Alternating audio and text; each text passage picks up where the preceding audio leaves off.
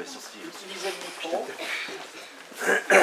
Il est en fonction. Tu peux ne pas l'utiliser, tu peux l'utiliser, tu gères l'espace que tu fais. Hein?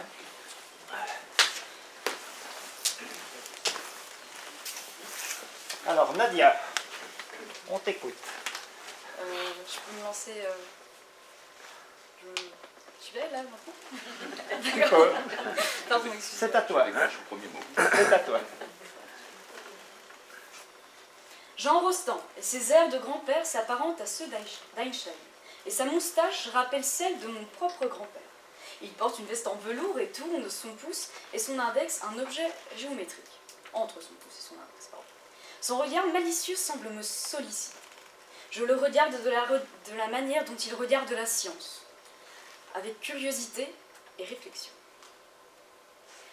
Fils d'homme de lettres, mais homme de science, sa réflexion va aujourd'hui nous porter. La science a fait de nous des dieux avant même que nous ne méritions d'être des hommes, disait Rostand. Par là, il fait référence à la science comme à l'ensemble du savoir certain pour l'homme. Nous allons nous y intéresser à travers la question de la technique, qui de nos jours fait place à de nombreux débats. Mais avant cela, nous parlerons de nous, hommes, en tant que dieux. Nous sommes au fait des polémiques actuelles sur la religion, mais nous ne rentrerons pas dans le vif du sujet, car il me semble que Rostand, dans cette phrase, apporte une vision et un ton plutôt ironique et critique à la divinité, afin de parler du pouvoir de la création. Nous allons parler également du nous et traduire ce qu'il représente. L'auteur intègre par ailleurs la notion du mérite et de notre condition humaine, ce dont nous parlerons ultérieurement. Nous sommes devenus des dieux. D'abord, nous nous sommes permis de nous élever au plus puissant, de gravir les échelons et briser le sacré, le défier et le rivaliser, et surtout le remplacer.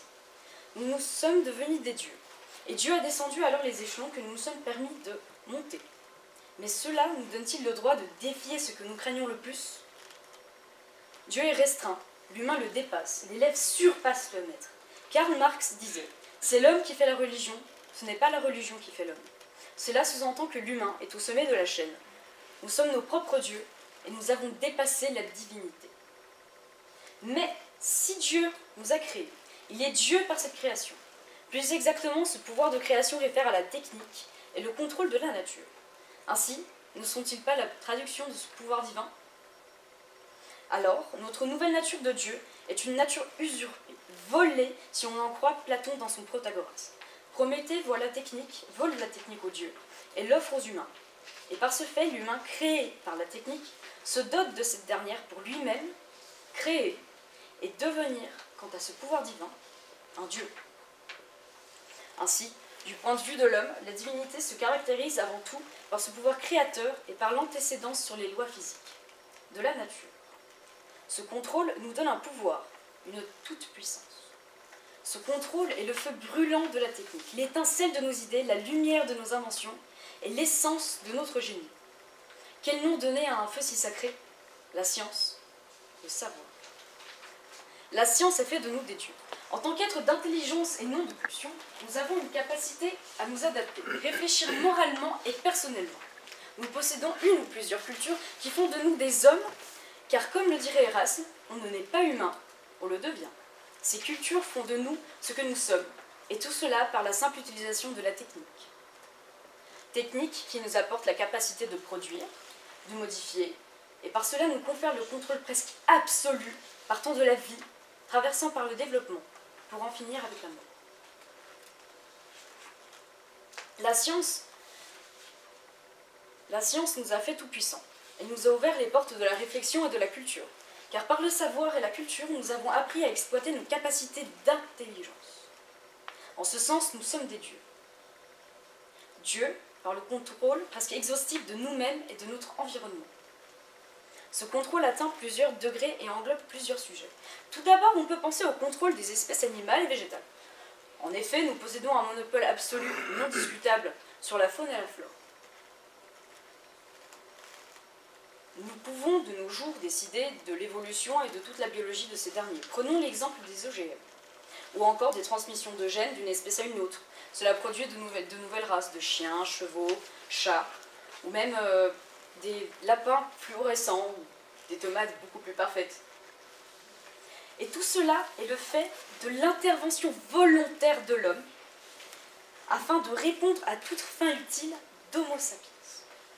De plus, Heidegger, dans la question sur la technique, dérivée de son œuvre Essais et conférences, s'aperçoit que pour les humains, la nature, et sa réflexion est encore applicable à aujourd'hui, est réduite à réservoir, un stock d'énergie, ce qui l'illustre avec l'exemple des éoliennes hydrauliques. On voit bien ici le contrôle de l'homme sur son milieu naturel par les avancées technologiques et le savoir physique que constitue la science. Nous avons l'emprise sur les animaux, mais nous l'avons également sur autrui. Manipulation, hiérarchie, société. Sont-ils des liens invisibles entre les humains ou bien des pièges et des failles? Pour considérer le pouvoir d'un humain sur un autre, nous devons considérer l'humanité en sa totalité ou bien seulement quelques individus.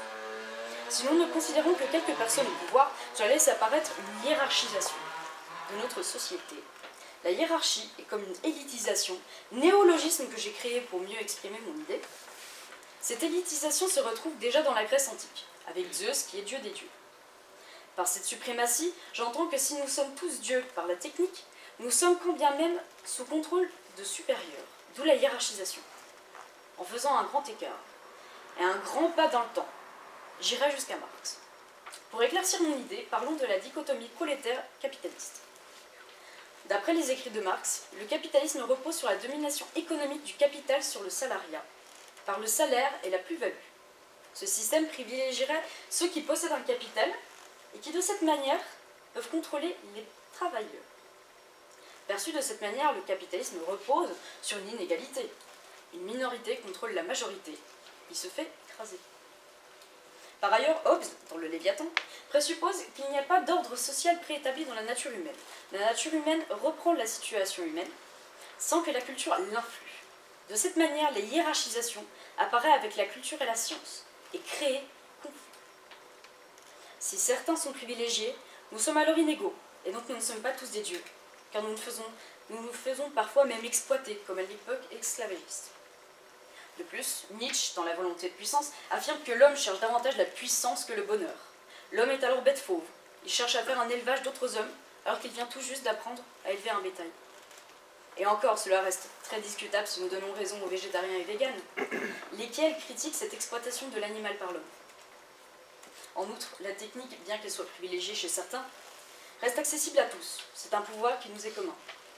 Si nous la possédons tous, nous le faisons tous Dieu par cette capacité. Les progrès de l'humanité sont remarquables, surtout par les avancées technologiques et informatiques. Cependant, la technique est notre alliée, ou est-elle plutôt notre ennemi? Commençons positivement. La technique nous apporte une facilité de vivre, un progrès éminemment appréciable, une ouverture de l'esprit et des mœurs. La technique perçue de cette manière serait libératrice, permettrait notre loisir et une évolution positive. C'est incontestable, la médecine est une bonne chose. L'espérance de vie augmente. Mais cela présente tout de même des limites. La médecine n'est ni gratuite pour tous, ni accessible par tous. Cet inégal accès aux soins, surtout pour les plus démunis, est inquiétant. Par ailleurs, l'inquiétude se retrouve également, même chez les plus chanceux et les nantis. Et que dire du transhumanisme? Est-il bon ou mauvais? Engendrera-t-il notre perte? Il est peut-être une bonne chose car cette technique sauve des vies, en ce qui concerne les transplantations ou des greffes d'organes mécaniques. Mais le transhumanisme ne s'arrête pas là. Faut-il s'attendre à choisir des enfants sur mesure dans des catalogues? Des enfants prédéterminés à être très sportifs, ou alors bien être filles ou garçons? Cela n'est-il pas inquiétant? Retirer ses vrais membres pour utiliser des prothèses plus performantes, n'est-ce pas un travers de notre progrès? Si on dote de conscience des ordinateurs avec des capacités surhumaines, dans quel chaos cela va-t-il nous mener?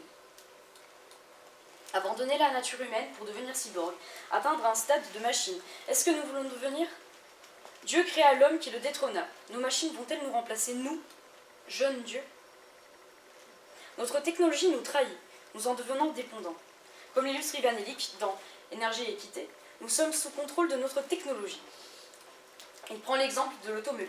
Il affirme qu'un Américain passe plus de temps à entretenir sa voiture, que ce soit pour gagner l'argent pour l'entretenir, la laver, qu'à se déplacer avec cette dernière. De cette façon, nous sommes tous dépendants de notre technologie, que ce soit notre voiture ou quelque autre objet qu'il soit. Qu'allons-nous devenir à force de chercher à repousser nos limites?